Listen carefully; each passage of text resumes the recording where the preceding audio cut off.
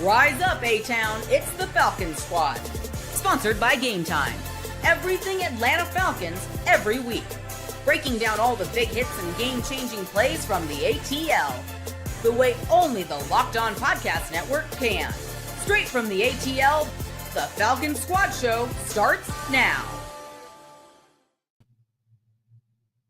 Welcome to the Falcons Squad Show, your home for the best Atlanta Falcons football talk. I'm your host, Tenitra Batiste. Alongside me are Falcons analyst Jarvis Davis and Locked On Falcons host Aaron Freeman. Senior Falcons reporter Tori McElhaney will join us momentarily. Today's episode is brought to you by Game Time. Download the Game Time app, create an account, and use code LOCKEDONNFL for $20 off your first purchase. The Falcons Squad Show is part of the Locked On Podcast Network, your team every day. So the secondary sounded off Friday night. We'll discuss, and Zach Robinson may have the toughest decision ahead. We'll download on that. Also, who do we have our eyes on in the upcoming joint practices? We'll talk about it, but first, let's talk about preseason action from Friday night. Now, in case you haven't heard, just 2 days after suffering the injury that forced the Falcons-Lions game to be suspended, Lions safety Maurice Norris was back at the team's headquarters and training facilities Sunday, according to multiple reports. Of course, our continued thoughts and prayers to him. It was just such a relief, guys,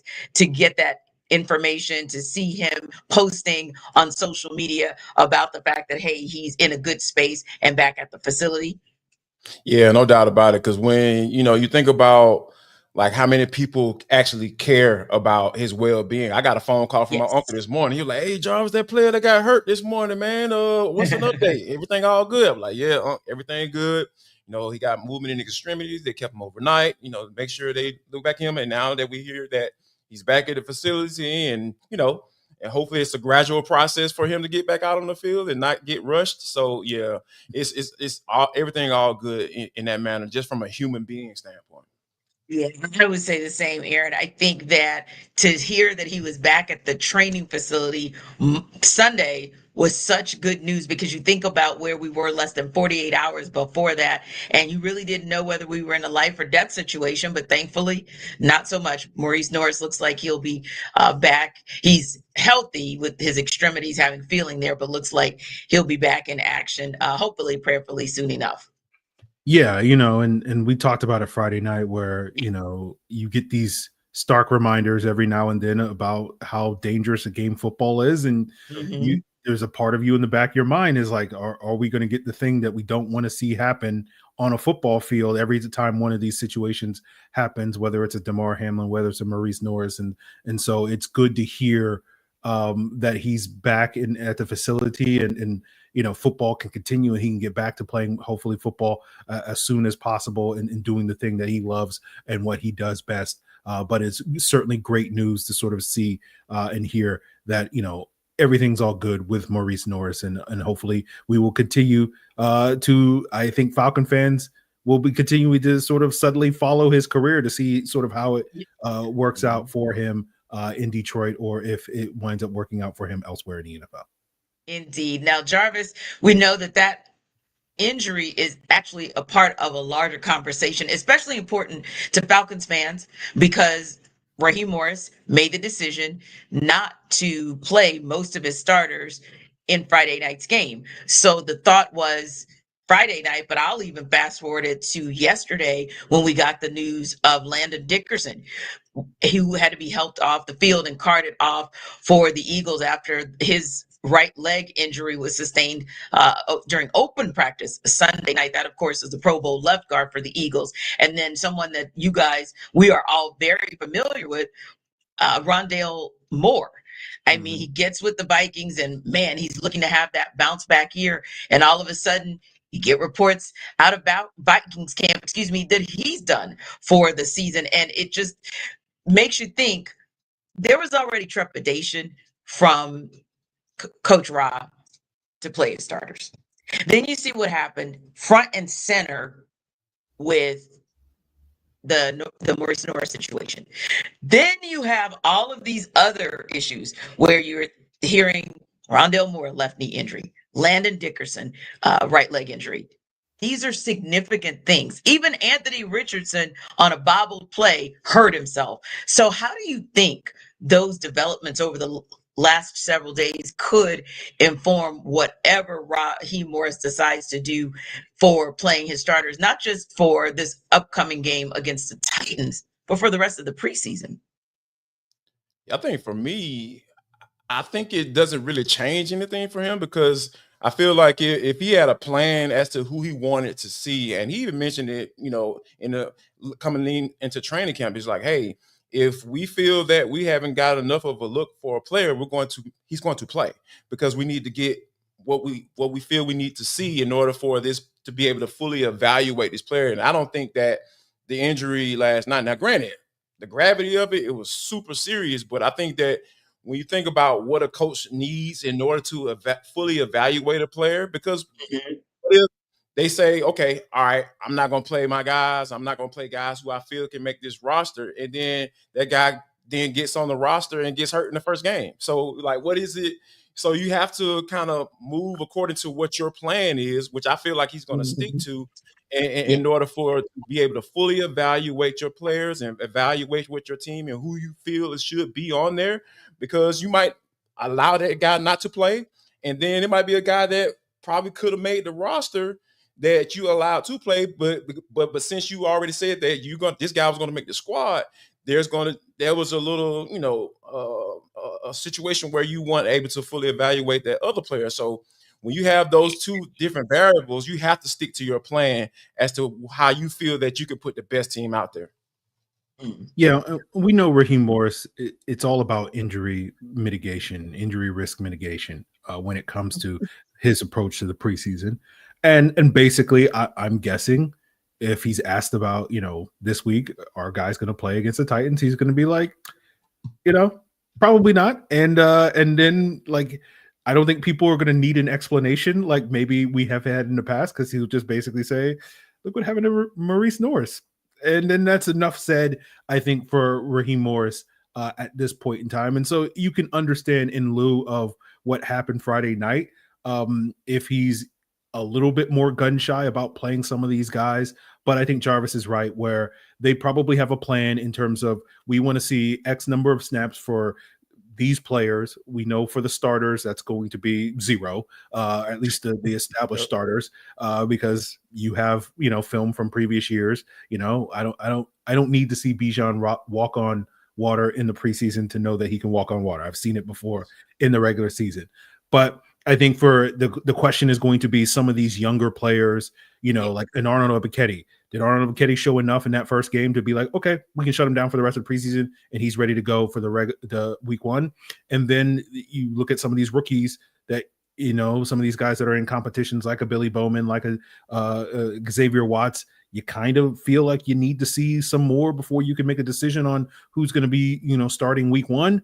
But, are we going to see, 50 snaps or 25 snaps or 75 snaps or whatever that number is this upcoming week against Tennessee? As Jarvis said, I think Raheem Morris has a number in his head, and once they get to that number, he's going to be like, all right, shut it down. Let's pull the plug and let's get ready for the regular season. So I think that's going to be the challenge.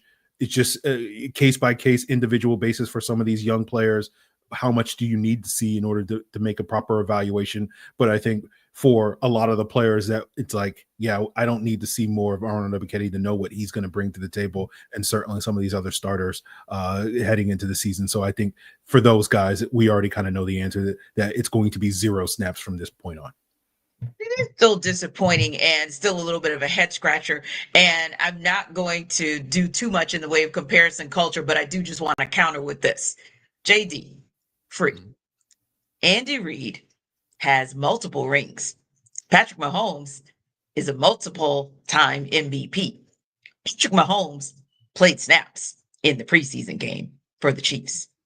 So did Joe Burrow, who almost single-handedly won MVP for almost single-handedly bringing his team back from the brink of destruction last season. And yet, Zach Taylor and Joe Burrow both said, hey, that's 15 more snaps that the Bengals offense is closer to getting ready for week 1. Zach Tua Tagovailoa played in his preseason game yesterday. That was Mike McDaniel's decision. All I'm saying is I hear and I understand and accept Raheem Morris's decision not to play Michael Penix Jr., erring on the side of caution. But I also sincerely appreciate what the Bengals, what the Chiefs, and what the Dolphins decided to do with their wily veterans at QB1. Just saying. I mean, I'm with you. I respect the heck out of it. I mean, like I said, I respect Raheem Morris's decision, but I kind of with you. Like, I feel like I will continue to say it. People might not think it makes sense, but for me, like, you only get better playing by playing. You don't get better by osmosis. I've never heard of that. All this new analytics stuff. Oh yeah, we all good. We got 17,000 snaps in practice, so we good to go. We ready to play game one. Hey, look, until you go out there and execute it against someone that you don't really know like that, like you're gonna get a chance to see once these joint practices start get rolling. Like, you're gonna get a really good idea of what you can do, and the only way I feel you can get a good idea of what you can do is when you do it when live bullets are flying, so to speak. So yeah, I understand Aaron on the side of caution, because you don't want to be in a situation where Michael Penix Jr. is nowhere to be found and he's hurt, out for the season. You don't want that, obviously, but like, for him to be able to get those 15 to 20 snaps extra with Kyle Pitts and Drake London, oh my gosh, yeah, like 9 to 5, like, yeah, the more 9 to 5 can get on the same page against in live games, yeah, the better. Yeah, that's great. That's amazing. I would love to see it. And Free, the rationale that both Andy Reid and Zach Taylor gave was, all right, let's get those hits out of the way. Joe Burrow has been banged up. We remember that 9-sack game right before the Bengals went to the Super Bowl. And we remember how many times Joe got banged up. But on the same token, Zach Taylor thought, let's just get that first real game action, that first bang out of the way and move on. Andy Reid, much the same. And so these are players, especially Joe Burrow, who's been banged up. So we get it as far as MPX goes and not wanting anything major to happen to him. But I just got to say it again. Like, it's Joe Burrow and Patrick Mahomes, arguably the 1-2 or the 1-2 of the 2 of the 4 top quarterbacks in the league, whose veteran coaches are saying, just get in there and just get knocked one good time. Shake it off. Got it out of your system. All right, now we'll be ready to go week 1. Yeah, I'm on the same page with both of you guys. If it was up to me, we would see these starters play at least a couple of series in the preseason, but it's not up to me. And again, it's Raheem Morris's decision. We'll sit here and debate it and discuss it every year, every summer. As long as Raheem Morris is the head coach of the Atlanta Falcons, he ain't changing. I don't think we're going to wind up changing on that. But there's certainly evidence to support that playing your guys in the preseason does benefit your offense early in the season. I've seen evidence that suggests that playing guys in the preseason also lowers the potential of soft tissue injuries early in the season as well. I know our guy Peter Bukowski at Locked On Packers wrote about this past week. That's the reason why the Packers are playing their starters. It's just to mitigate some of the injury risk that comes from guys that ramp up period of that's part of that process to the regular season. So I think there's reasons for playing your guys. Obviously, Raheem Morris has his reasons for not playing those guys. I think we all respect those reasons and whatnot. But certainly, this is always going to be the endless debate of should you play guys? And then when it works, people will be like, hey, whether you played them or didn't play them, it's always going to be this back and forth every single year. There is no right answer. It's just boils down to how you think it should go. And I think we all are in agreement, at least here on this Falcon Squad show, that, just give us a little taste, just get it out the way. And then we'll be good to go for week 1. And thank you guys for humoring me, because I tell you, the more I was doing research for my show yesterday and just kind of looking at the trends and seeing how many snaps some of those top QBs in the league were taking and hearing the rationales of those quarterbacks, the more I got a little antsy and frustrated. Like, yeah, and those guys played 17 games last year versus 3. And here they are. And these guys are in the conversation to play, let's see, 18, 19, 20 games in 2025, 26, if you follow me. And yet they still suited up this weekend. But thank you again for just letting me throw that out there, because it's really something to think about. And hopefully, although those teams have gauntlets of schedules just like the Falcons do to begin the season, hopefully the Falcons can still ramp up pretty quickly and be ready for week 1 under center. Anyway, we did see some rookies, not just from 2025, but also the 2.0 rooks, and the secondary sounded off. We'll take that under further review.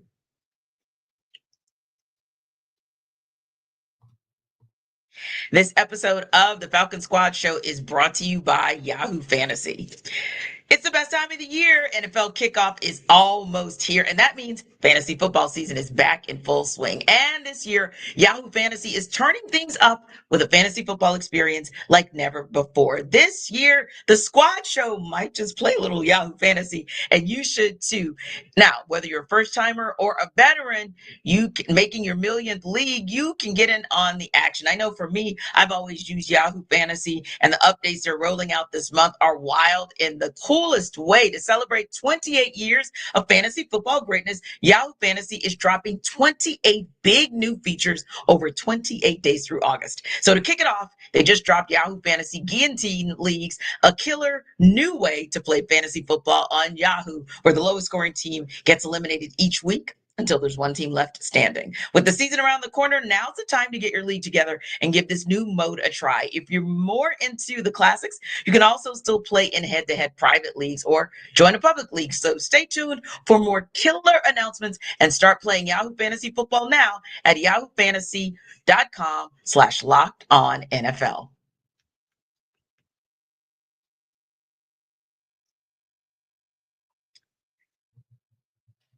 So Aaron got an opportunity to see the rookies, but I'll call it also the rookies 2.0, aka the draft class of 2024, which we didn't really get to see a lot of last year. So in going back to the Friday night game, kind of now that you've had a chance to digest the game and kind of look at the tape, who stood out to you amongst the rookies from this 2025 class, but also the rookies 2.0?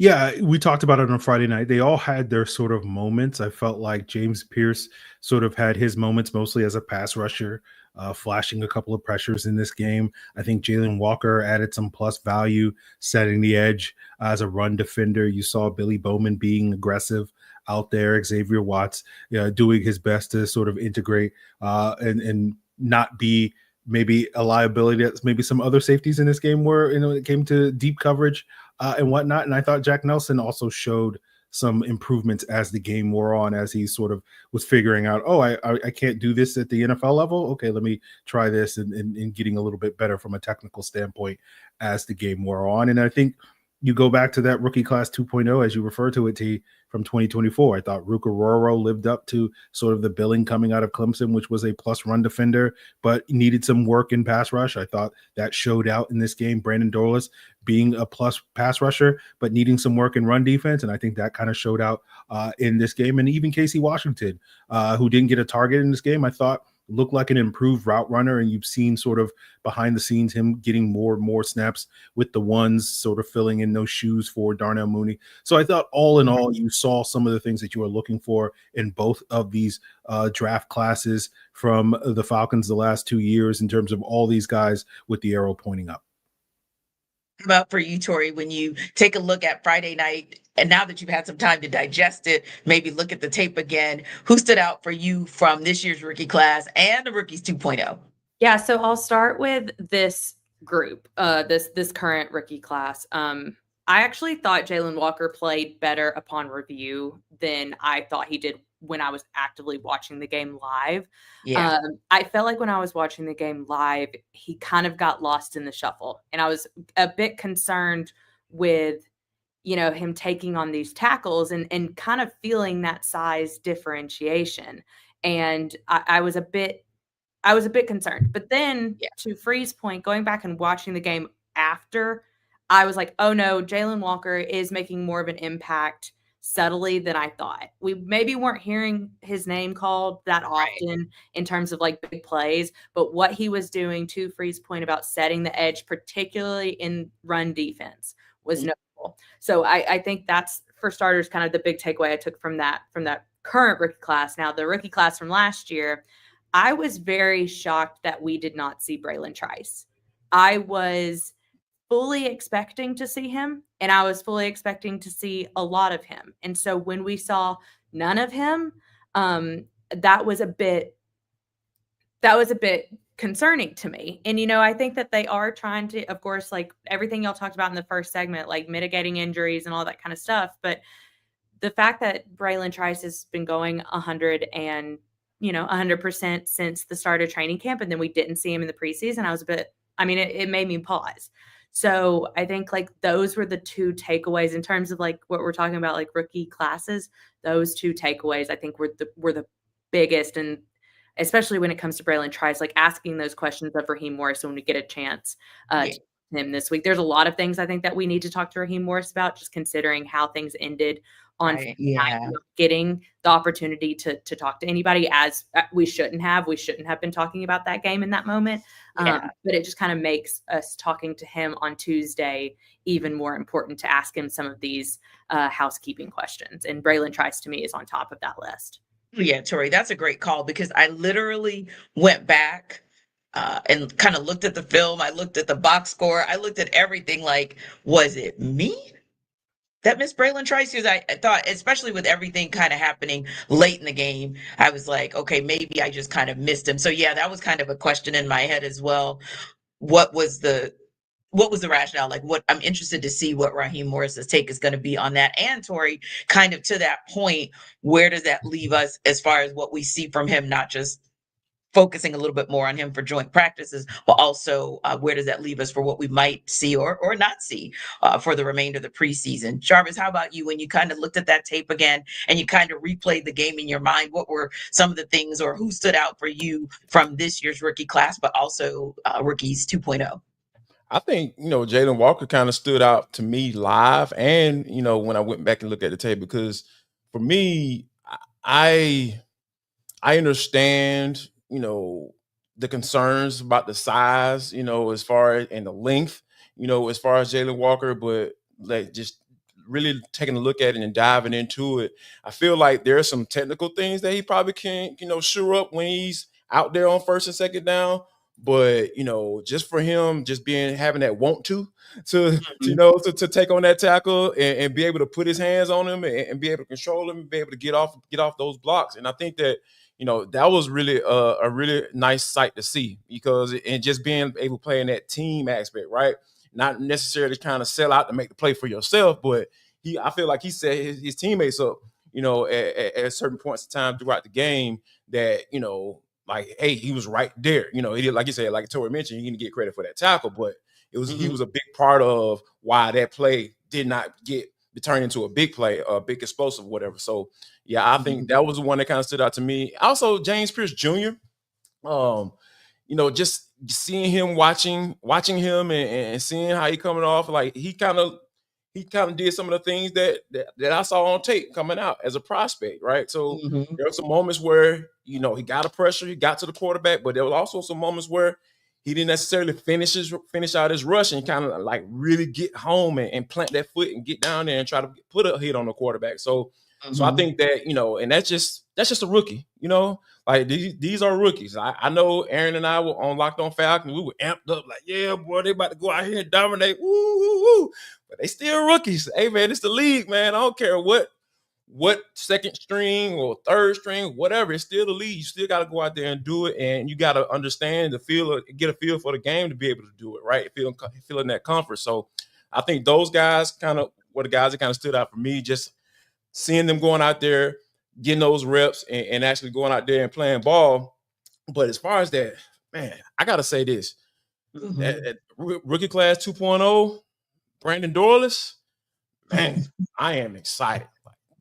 After watching that game, watching it live, and then going back and watching the tape, I'm excited about Brandon Dorlus. And I, like, for me, it has gone up a little bit. I feel like Dorlus had potential for sure. Don't get me wrong, but like, as far as my expectations for him, I was like, oh, okay, so you can work your hands, like constantly working his hands, not giving up on the play, not just locking out and saying, oh, okay, the ball about to be gone. No, he's like, his initial move got stopped, and then he hit him with the swim move and came over the top and ended up sacking the quarterback. Like, those are some of the things that you got to look at and like, oh my gosh, this is exactly what Nate Ollie is preaching out here. Just be relentless and keep coming to the ball. And I feel like he's benefit from that message, and he hearing it loud and clear, and he's going out there and executing. Yeah. Now, Free, when you think, let's go to on defense with the secondary. The competition, of course, at safety opposite Jesse Bates III is up. The team signed more depth at the position announcing Sunday. They signed safety Ronnie Harrison Jr. and, of course, also center Jake Harrison and the corresponding moves, releasing O-lineman Michael Gonzalez, placing corner Graylin Arnold, on the reserve injured list. Now, Jordan Fuller, Xavier Watts, DeMarco Hellams all saw playing time Friday. First, what do you think about the addition of Harrison for depth in the secondary? Yeah, it'll be interesting to see how the Falcons use Harrison, because our good buddy D-Led tweeted out this morning for practice that Harrison might be getting some work at the linebacker position. He's very similar to DeMarco Hellams, coming from Alabama. He was like DeMarco Hellams, 0.0, that version. And then now DeMarco Hellams comes along the lines, being that sort of big, physical, hard-hitting safety, and being better, playing closer to the line of scrimmage. So I'll be curious to see if the Falcons sort of envision Harrison maybe as a hybrid linebacker in that role. But I thought when you look at that safety position, I don't think any one player sort of jumped out from you in Friday in terms of winning that competition. As we talked about on Friday night, DeMarco Hellams was the guy that popped, mostly as a, hard-hitting, that wasp like safety, where it's just like, I just want to hurt people. And he definitely showed his ability and willingness to hurt people.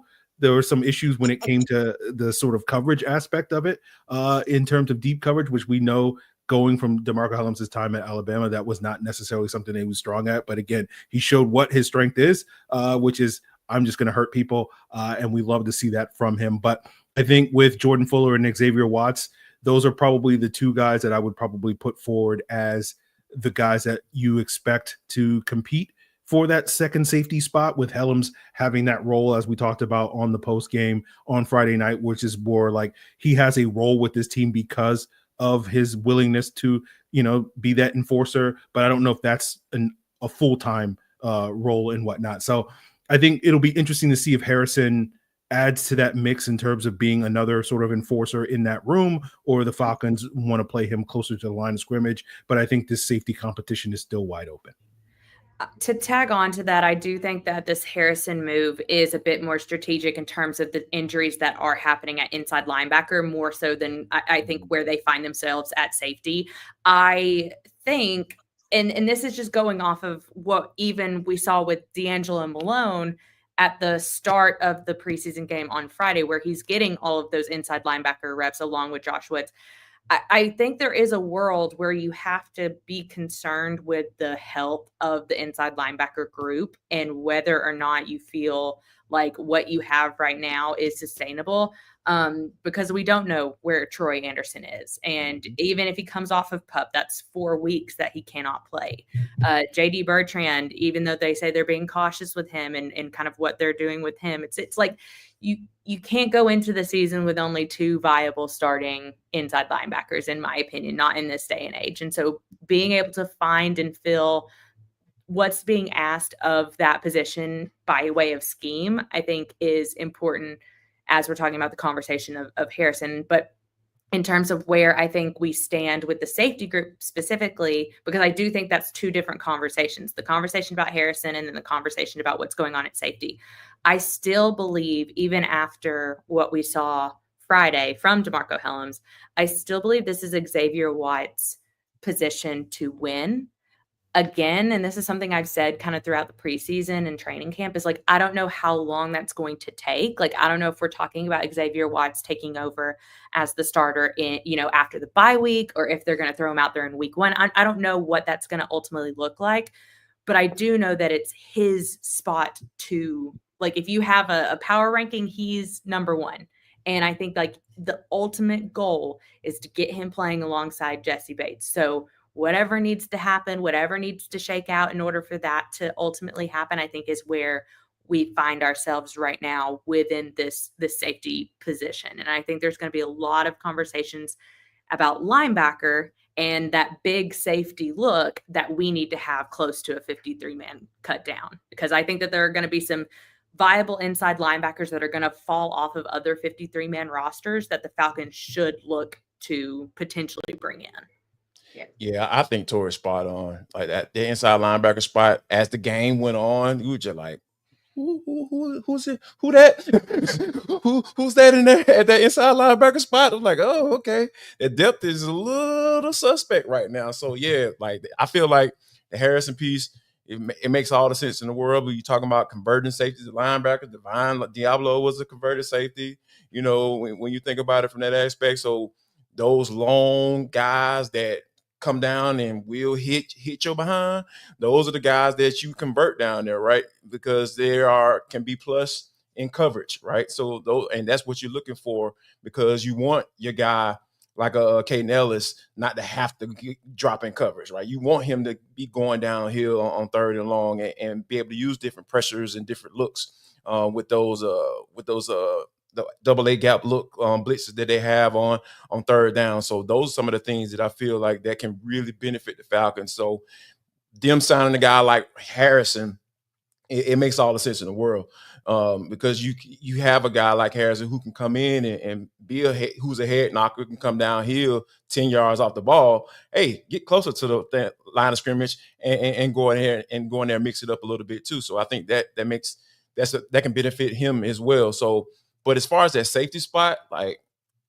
I think for me, there's a little timidness that comes with Xavier Watts. It seemed like he was a little unsure of himself. Now there was a couple at least one reason why that in the play that stood out to me the most when he was coming downhill when Kobe Bryant was at corner. Kobe kind of like at the last minute kind of jumped inside and it's not supposed to work like that, you know. So I think that there was some unsureness there, but I think overall, I think Jordan Fuller and Xavier Watts are the guys that are going to be competing for that starting spot. And I think that they're going to allow Watts to kind of get his footing because they understand what he can be. So there's no need to rush, because that's why I feel like Jordan Fuller was signed in the first place, because you have a vet guy, breaking case of emergency, breaking case, because everybody develops at their own pace. And if Watts takes a little bit longer to develop, Jordan Fuller will be right there waiting to get those reps. Yeah. Have a little more secondary talk on the other side.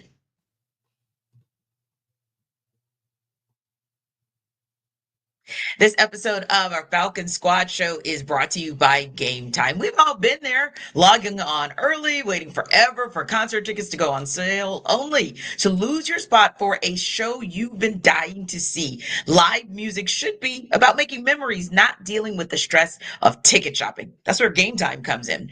Game Time makes getting concert tickets faster and easier than ever. Prices actually drop as it gets closer to showtime, and you can save up to 60% off with their killer last minute deals. Tired of endless scrolling, trying to find that best deal? Game Time Zone Deals pick the best seats in your section for you. So take the guesswork out of buying concert and show tickets with Game Time. Download the Game Time app, create an account, and use code LOCKEDONNFL for $20 off your first purchase. Now, terms do apply, but again, create an account and redeem code LOCKED NFL for $20 off. Download the Game Time app today. Last minute tickets, lowest price guaranteed.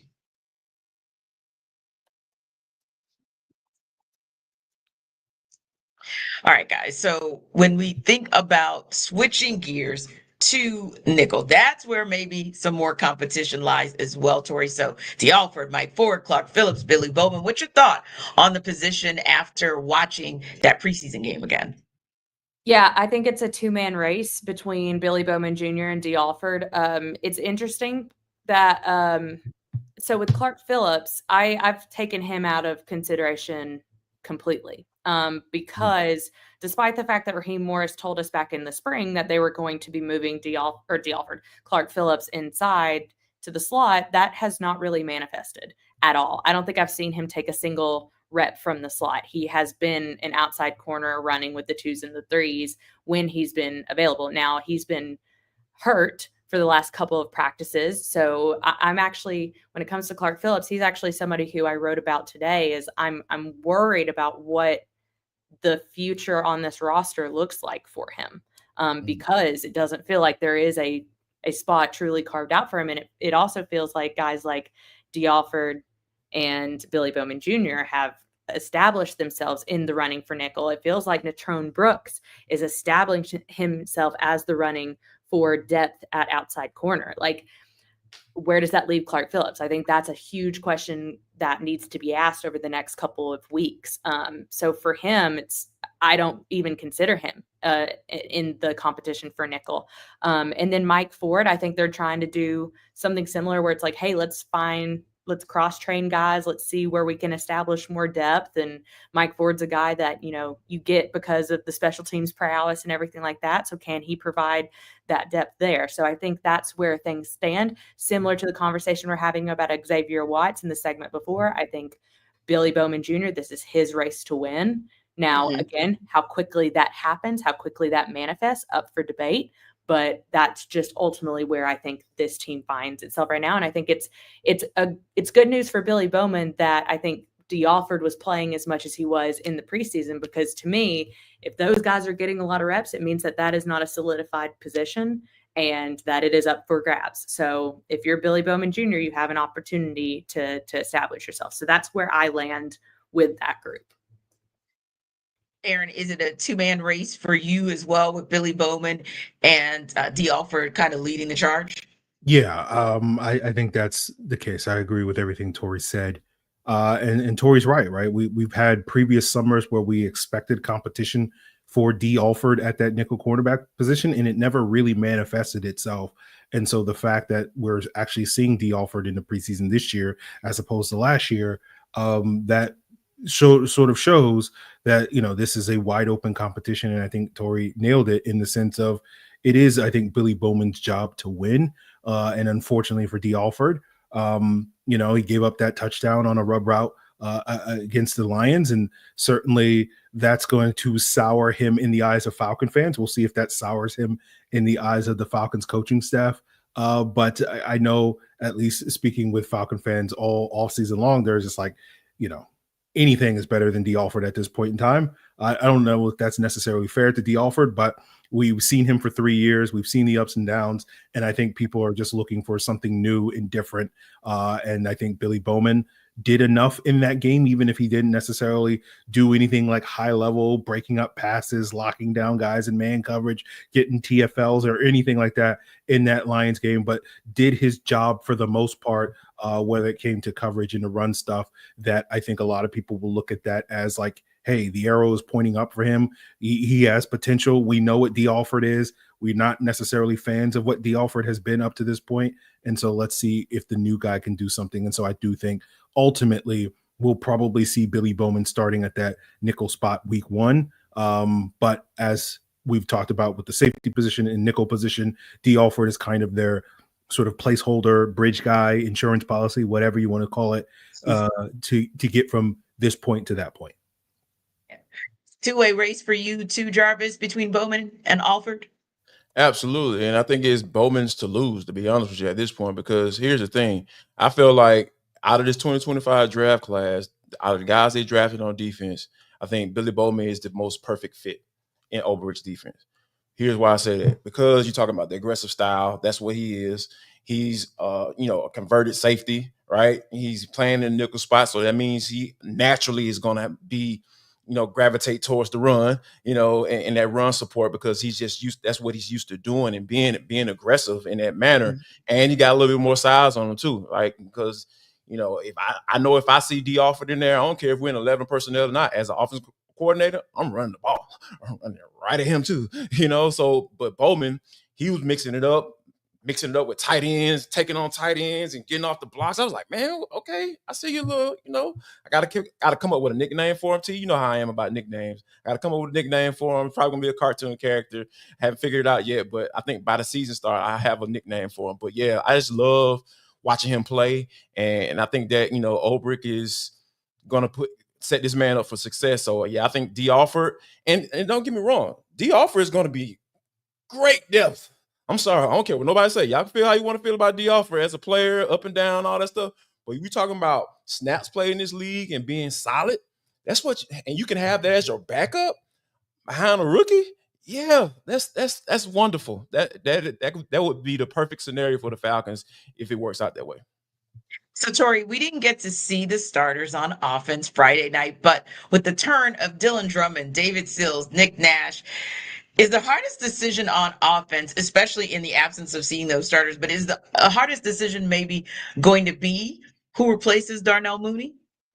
No, I don't think so. I think that the way that they have been running with the ones, whether it be Casey Washington, whether it be Kadarius Hodge, whether it be some different things that they do scheme-wise, I don't necessarily feel as though it's a difficult decision.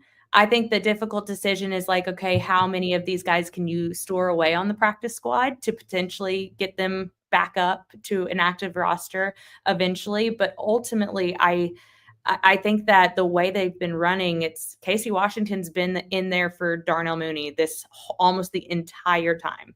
And I don't really see him doing anything outside of an injury that's going to change that.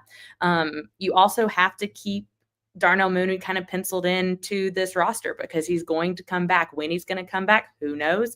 But he is going to come back. And so you know for a fact that if you're already carrying Darnell Mooney, Drake London, Ray McCloud, Kadarius Hodge, Casey Washington, you maybe have one more spot for Jamal Agnew, who is your return man. There's 6 right there. So if you're carrying more than 6 receivers, I would be a little bit shocked. But I think that ultimately that's the group that you're going with. And so to me, that's kind of been the group that we've been pinpointing for a couple of weeks. And the preseason game didn't really change anything for me. Anything for you, Jarvis, change based on some of the performances that you saw, or anything change in your opinion for Zach Robinson and how he schemes? No, I don't think anything changes. Like, they drafted Casey Washington, and he's a guy that, has shown some promise. He showed a little bit of promise last year with his connection in the preseason, with his connection with, Michael Penix and being able to establish something there. I think that in training camp, like Tori mentioned, being in that first sub essentially since Darnell Mooney has gone down, barring a Victor Cruz type performance, in the preseason, I don't see this bad boy changing at all. But I did like what I saw out of Chris Blair. I did like what I saw out of Seals. I did like what I saw out of Nick Nash. Like, I think they did some good things, but it's gonna take a lot more than that to consider taking down a guy who's been with you already, and he's starting to show a little promise because every turn, as far as the opportunities that he's been given. Yeah. And for you? Yeah, it's the same conversation. Yeah, I think it's Casey Washington's job to lose. Chris Blair is probably the one guy that I think could potentially throw his hat into the ring and make a legit challenge, just because, like Casey Washington, he's been around for a couple of years. You got to kind of see what he can do as an X wide receiver, which is the role that Darnell Mooney plays in this offense, as a outside threat down the field, being a big, fast guy at that position with some of the go balls that, Easton Stick was, throwing out there last Friday night. But, and you just imagine, Michael, if Easton Stick can hit those throws, what Michael Penix could do with that type of skill set. And certainly, adding more vertical threats to this offense is certainly not going to hurt this offense going into the regular season. So I do think Blair is probably the one guy that I do think could maybe push him if he continues to make plays like he did on Friday night. But it is Casey Washington's job. And as Tori said, the question is really going to be, they have a number of guys that are potentially pushing for practice squad spot. And I think there was a point last year where they had like 5 wide receivers on the practice squad, I think. And so we might see the Falcons try to do that again. And just basically, probably some of these guys might get poached by other teams at some point. And it's like, we'll just have 4 or 5 guys on the practice squad. We'll carry, with the 6 on the roster and 5 on the practice squad, we'll have 11 receivers, and we'll have our choice of guys to pick from as the season wears on. And just for programming notes, Aaron did get in his proverbial Easton Stick reference. Thank you, Aaron. Snuck it in there. Knew he was gonna get it in there. Real quick, Tori, thinking about special teams, because we don't want to forget that. Who stood out? Anything stand out for you for special teams play Friday night? I think that I go back to DeMarco Hellams in that conversation. I think that I think it was Free's point earlier at the top of the show about how he kind of made the loudest impact. And I think that he's somebody who I loved watching play on special teams before the injury. And it's nice to see that after the injury, I still like watching him play on special teams. I mean, it's all gas, no brakes with him. And he doesn't care whose head he has to knock off.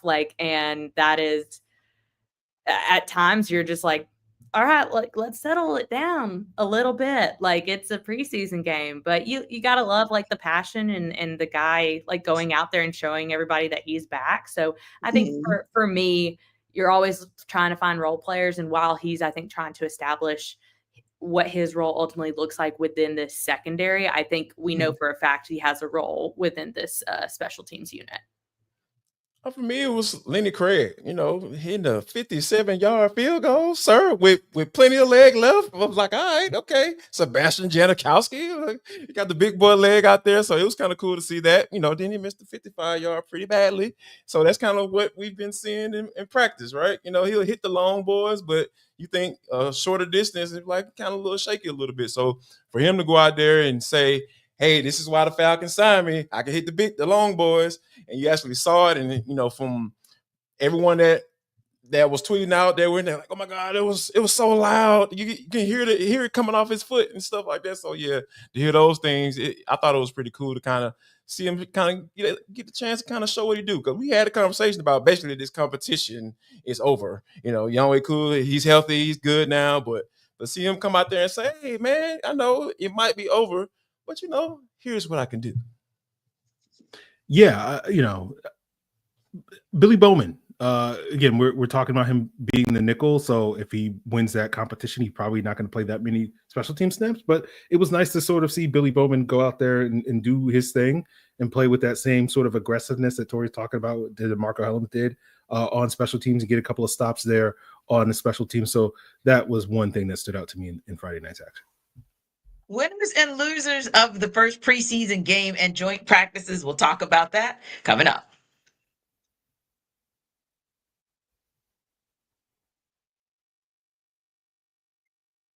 So, Jarvis, let's talk about some winners and losers overall, and maybe even think a little bit outside of the box, because I know we've kind of given some specific feedback on some of the players we saw Friday night. But is there a position group, or is there a coach who, hey, you want to say whether it was a scheme or whether they approached the strategy, who won for you? And let's start with, it could be offense, defense, special teams. I'll let you pick. Give me Jeff Ulbrich. The mindset that, we always heard about mindsets and the style we want to play with. And if I can use a Dan Quinnism, all that stuff. We've heard all of that before.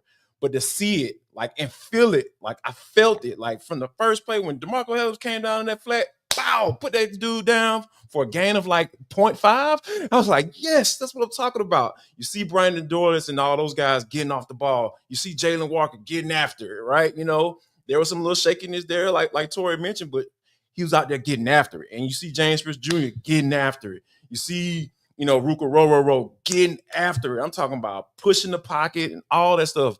All of the things the reasons why Terry Fontenot moved up to draft him in that second round and people were questioning it. He was like, hey, man, this is why I did this. So, and to marry that with the perfect scheme and see it in game one, regardless of who was in the game. It didn't matter who was in the game. You saw Josh Woods coming down. Who is this dude? Who is 42 out here making these tackles like that? It was attack, getting after it, go get to the ball, multiple guys in on the tackles. That's the stuff that I felt. And I was like, Jeff Ulbrich was definitely a winner on Friday night. How about for you, Tori? Who what, whether, again, it's a player, whether it's a coach, whether it's a scheme, who won for you? So here's the thing is I'm going to give you my winner and my loser because they kind of go together, which hear me out a little bit on this. The winner, to to Jarvis's point, was this defensive front. What they were doing in the trenches, the intensity that they were playing with, the amount of pressure, and the amount of times that you saw the pocket actively collapsing. I think there needs to be some cleanup here and there, but for the most part, I was pleased with what I saw from this defensive front, from this front four, front five. Now, the other end of that, still in the trenches, the offensive line. I was a bit flabbergasted by the inability to run the ball against this Detroit defense within their, non-starters. I was very, very surprised. Now, I know the game only had 3 full quarters, and I know that Easton Stick, shout out Free, he was doing his thing. 13 of 15 or 15 of 18, whatever he ended up. 18, yep. I get it. I'm all about, stretching the ball down the field. But this team's bread and butter for the last 3 years has been running the ball. It's putting the ball on the ground. And granted, you did not see this starting offensive line out there. You did not see the ball being handed off to Bijan Robinson or Tyler Algier. But still, the fact that 11 rushes for 22 yards, that was pretty that was concerning for me. A bit. And I thought that they weren't necessarily getting to their assignments at the second level, which also felt really weird and not like this offensive line at all. Maybe it's a fluke thing. Maybe it's kind of one of those things where they're throwing a lot of different things at them. But for as good as I felt about the defensive line's performance, that's how concerned I was for the second team offensive line. Yeah. And so I won't call it loser per se, Tori, but Aaron, just listening to Tori kind of talk about winners, losers, or I'll say concern, right? So maybe winners, who are your winners, whether that's a coach or whether that is a scheme or whether that's play, or I don't want to say losers, we'll just say, who are you concerned about? Well, you know my winner. It's Easton Stick. He was out here balling. 18 attempts, only 2 misses the entire game. He had 3 incompletions. That one of them was Nathan Carter dropping just a teardrop of a pass down the field. But he was definitely my winner on offense. But I echoed Tori's sentiment in terms of having concerns, if we're not going to call them losers, based off of the second string offensive line. As I talked about earlier, I thought Jack Nelson got better over the course of the game. Him having some ups and down play in his first NFL action was to be expected.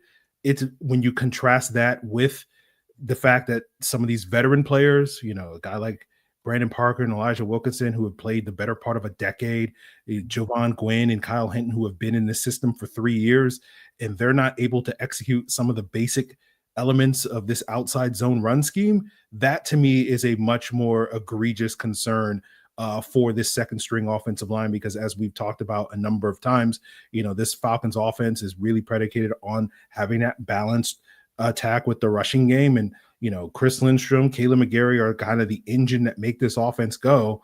And if you lose one of those guys for any amount of time this upcoming season, and looking at where this backup offensive line looks like, particularly as run blockers, as Tori mentioned, that's going to be a major problem for this football team if they can't even execute basic outside zone, wide zone run concepts, which they weren't able to do against the Detroit Lions on Friday night. So that is something that I want to see that unit bounce back. I want to see Dwayne Ledford, light a fire under these guys' butts and basically tell them, hey, you can't get your butts kicked by backups by the Detroit Lions like that if you think that you're going to be able to make this team and be part of this unit, because that was just, unacceptable if you ask me. Tori talked about the stats, like 11 carries for 22 yards. Like 9 of those yards came from the quarterback, Emory Jones. So when it came to running back carries, they went 10 carries for 11 yards. So that speaks to it all. Yeah, I echo the same sentiment, because specifically Jovan Gwynn, because we talk about that center position. That's why I wasn't surprised at all that the Falcons went out and signed Jake Hansen, because when you talk about the outside zone scheme, a center has to have a really good feel for when to go up to that next level. Like if you know that your man got his man, go ahead and get up to that and try to find that linebacker and peel back, because you saw there was one particular play. That 41 was at running back, and he tried to press the hole and then tried to cut it back over the middle, and then linebacker came and popped his behind right up in that hole, and it was no gain at all. And Javon Gwynn, all he had to do was kind of understand, get a feel for who's next to him, and say, oh yeah, he got his man. Go ahead and peel back and pick up that linebacker, because he's going to try to fill that hole if that running back doesn't bounce it outside, which is supposed to be outside zone. So you got to get outside, and it was a nice hole out there. So it's just a little things like being able to get up to second level, like Tori mentioned. And when you have that non-verbal communication not being made, like that can make or break a play. Like it can make or break a play, because all the other guys were solid on their blocks, and it could have been a nice game, but being that he didn't do what he needed to do, it just things broke down. And I think that, like Free mentioned, when you have a coach like Dwayne Leffert, I know he dug into that tape. And I know he's gonna dig into those guys today, tomorrow, especially when you got company. When you got company coming into the house, hey, you better clean up, baby. Because guess what?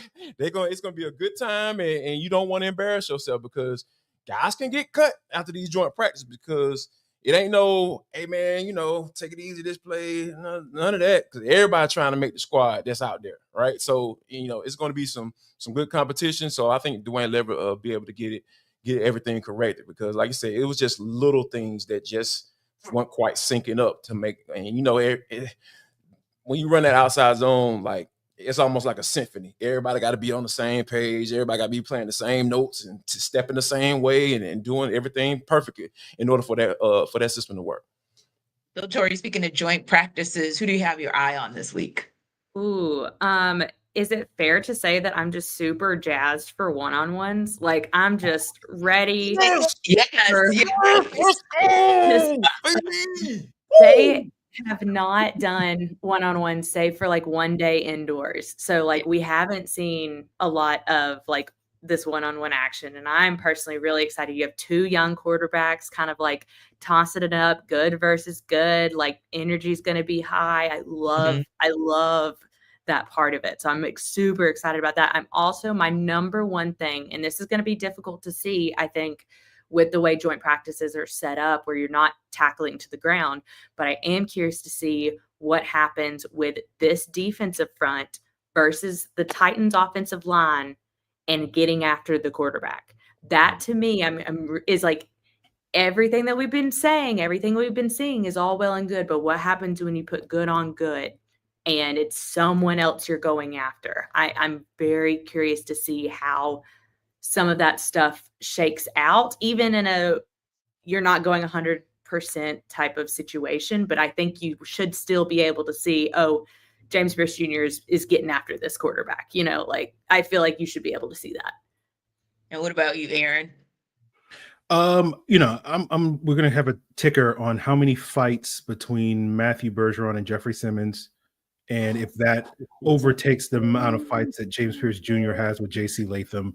I'll set the over under for 3 each for these guys in joint practice, and I'll probably take the over on that front. So, I'm not necessarily looking forward to that, but it is probably going to be a thing, probably that first day as guys, temperature is up and all that sort of stuff. Maybe, if it is supposed to rain this week, so maybe it'll be a little indoors, and maybe the Georgia Heat will not rev up guys a little bit more if it's indoors for these joint practices. But I'm expecting some scuffles at least on Tuesday.